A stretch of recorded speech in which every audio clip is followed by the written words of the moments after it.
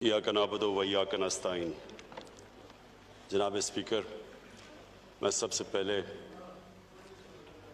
अपने एलाइज को, अपनी पार्टी को, सब मेंबर्स को मैं इनको खराज तहसीन पेश करता हूँ और इनका शुक्रिया अदा करता हूँ कि इन्होंने आज एक बड़ी इम्पॉर्टेंट हमारे लिए आज दिन था और इन्होंने ये साबित किया है कि ये पाकिस्तान के साथ खड़े हुए हैं।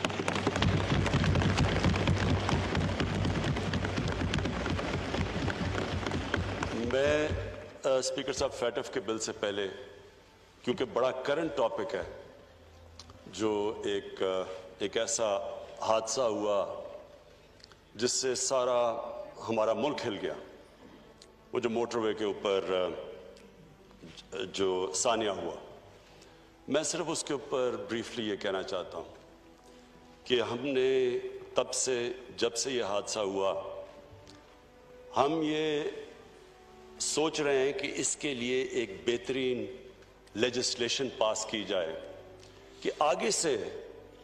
सिर्फ हमारी ख्वातीन को ही ना प्रोटेक्शन मिले, बच्चों को भी, जो चाइल्ड अब्यूज़ के अंदर बड़ी बुरी तरह उनकी जिंदगियां भी तबाह होती हैं, उनकी फैमिलीज भी तबाह होती हैं। ये जो रेप है, इसको इस तरह ये देखें कि इसकी वजह से एक इंसान की ज़िंदगी तबाह होती है, दुनिया में भी, बाहर के माशरों में भी, लेकिन हमारे माशरे में जिस तरह की हमारा कल्चर है, उसमें उनकी भी ज़िंदगी तबाह, उनकी फैमिलीज़ भी सफ़र करती हैं। और मैं तो ख़ास तौर पे सोच रहा था कि उन बच्चों के ऊपर क्या गुजरी होगी। ये सारी ज़िंदगी के लिए ये ट्रॉमा रहता है। तो उसके बाद हमने फैसला किया कि हम 3 टियर इसके ऊपर काम करें। नंबर 1 तो पुलिसिंग, रजिस्ट्रेशन, सारी जगह दुनिया के अंदर सेक्स क्रिमिनल्स की रजिस्ट्रेशन होती है, सेक्स ऑफेंडर्स रजिस्टर्ड होते हैं, उनका एक डेटाबेस बनता है, उनको फिर फॉलो किया जाता है, क्योंकि दुनिया का तजर्बा हमें यह बताता है कि जो सेक्स ऑफेंडर्स होते हैं वो रिपीट ऑफेंडर्स होते हैं। जिस तरह ये जो एक अभी भागा हुआ है जो आबिद, इससे पहले भी गैंग रेप की हुई है और फिर से जो भी उसको सजा दी थी, जाहिर है वो इबरतनाक नहीं थी, क्योंकि उसने फिर से किया और ये तो रिपोर्ट हुआ है सेकंड टाइम। बीच में कितने उसने ऐसे जुर्म किए जो अनरिपोर्टेड है, और जितना भी हम इसमें इन्वेस्टिगेट करते हैं तो हमें यह पता चलता है कि ये बड़ा एक छोटा सा नंबर रिपोर्ट होता है। चाइल्ड अब्यूज में भी, जिधर बच्चों से जुल्म होता है, और ये रेप केसेस में भी, क्योंकि हम सब जानते हैं कि वो किस तरह के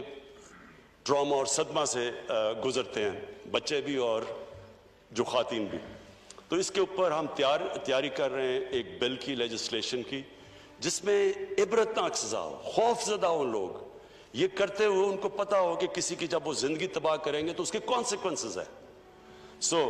इंशाअल्लाह ये बिल तैयार हो रहा है, ये आपके सामने चंद दिनों में हम पेश करेंगे,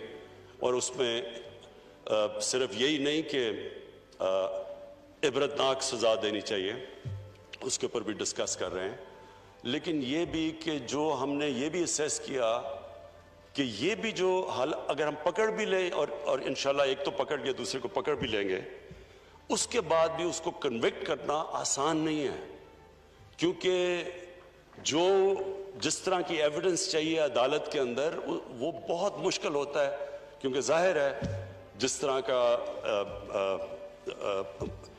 तरह की वो एविडेंस देनी हो विटनेस बॉक्स में खड़े होके, वो बहुत मुश्किल होता है। तो उसके लिए भी हम प्रेपरेशन कर रहे हैं कि प्रोटेक्शन ऑफ विटनेस की, कि क्या उनको सामना ना करना पड़े अदालत में, तो उसकी भी इंशाल्लाह पूरी एक कॉम्प्रिहेंसिव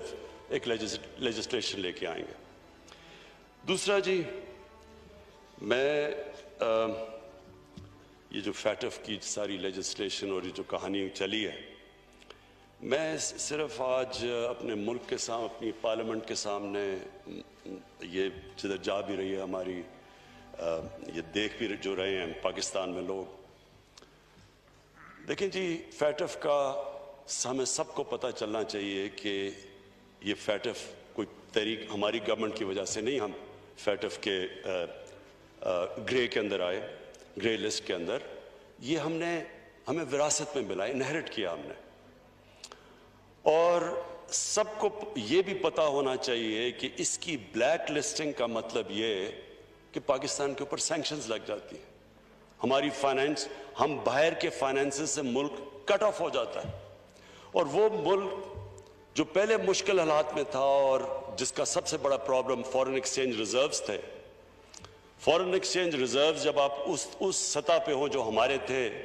आज से 2 साल पहले, उसका मतलब ये कि सारा प्रेशर पड़ता है करेंसी के ऊपर, रुपए के ऊपर।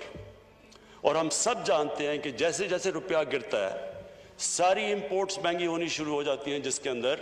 तेल, जिसके अंदर तेल की वजह से बिजली, जितनी भी इंपोर्ट्स हमें चाहिए होती हैं हमारी इनपुट्स इंडस्ट्री के लिए, यानी सारी चीज़ें, जब पेट्रोल, डीजल, बिजली, ये जब सब महंगी होती है, ट्रांसपोर्ट महंगी, तो आखिर में महंगाई से गुर्बत बढ़ती है। तो एक कौम निकल रही है और अल्लाह का शुक्र है, अल्लाह का लाख लाख शुक्र है कि जिस तरह कोविड में से पाकिस्तान निकला, कोई ये उम्मीद नहीं रख रहा था कि इस तरह हम निकलेंगे, क्योंकि सबको खौफ था कि जब एक मुल्क लॉकडाउन में चला जाता है, उसकी इकोनॉमी बंद हो जाती है। तो हमने देख लिया कि हिंदुस्तान में उनकी 24% उनका जीडीपी नीचे गया है कोविड की वजह से। तो हम तो पहले मुश्किल में थे, तो अगर हमारे पे ये, अगर हम उसी तरह का हमारी इकोनॉमी के ऊपर प्रेशर पड़ता तो आज पाकिस्तान में तो बहुत बुरे हालात होने थे। तो अल्लाह का करम है, उन हालात से निकले, आज हमारी इकोनॉमी पिक कर रही है और हम,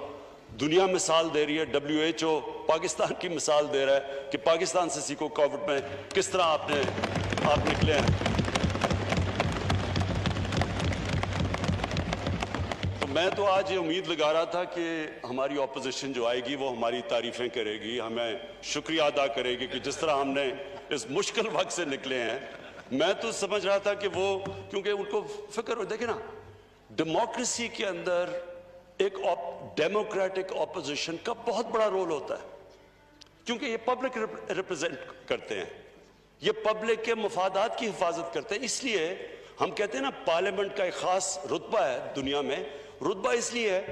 कि हम अवाम के इंटरेस्ट की हिफाजत करते हैं, इसलिए हमारे पास हमें एक स्टेटस मिलता है, इसलिए हमारे कई जगह हमें VIPs की तरह ट्रीट करते हैं, क्योंकि लोग समझते हैं हम उनके इंटरेस्ट को प्रोटेक्ट करते हैं। तो ये जो जिस तरह पाकिस्तान निकला है, और अगर वर्ल्ड हेल्थ ऑर्गेनाइजेशन कह रही है दुनिया को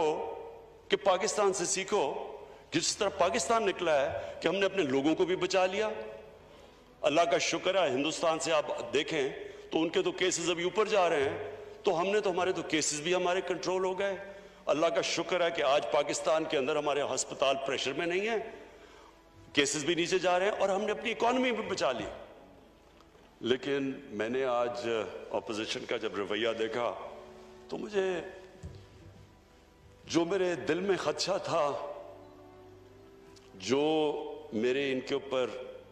मेरे व्यूज हैं, सब ऑपोजिशन पे नहीं, इनके जो लीडर्स हैं, वो कंफर्म हो गए। आज वो कंफर्म तब भी हो गए जिस तरह इन्होंने फैटफ की लेजिस्लेशन को अप्रोच किया, क्योंकि फैटफ का ब्लैक लिस्ट में जाना मतलब इकोनॉमिक सैंक्शंस, उसका मतलब कि हमारी इकोनॉमी क्रैश करना, उसका मतलब रुपया किधर रुकेगा, 250 पे 300 पे डॉलर जाएगा, किसी को नहीं पता, क्योंकि हमारे पास तो इतने फॉरेन एक्सचेंज रिजर्व नहीं है कि हम रुपए को सपोर्ट कर सके।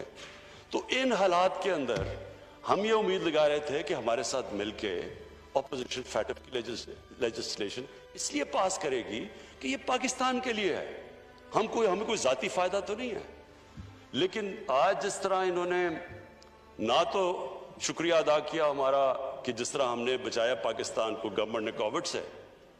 बल्कि मैंने तो इनकी तकरीरें सुनी थी, मुझे मिसाल दी जा रही थी, नरेंद्र मोदी को देखो उसने कैसे लॉकडाउन किया है। मुझे यानी जिस तरह की तनकीद, किसी ने कहा FIR काट दो, कोई लोग मारे थे तो उन्होंने कहा जी इसके ऊपर FIR काट दो। तो वो करते इतनी, यानी जब तनकीद की थी तो अगर अल्लाह ने करम किया तो इनको फिर थोड़ी सी तो तारीफ कर देनी चाहिए थी। लेकिन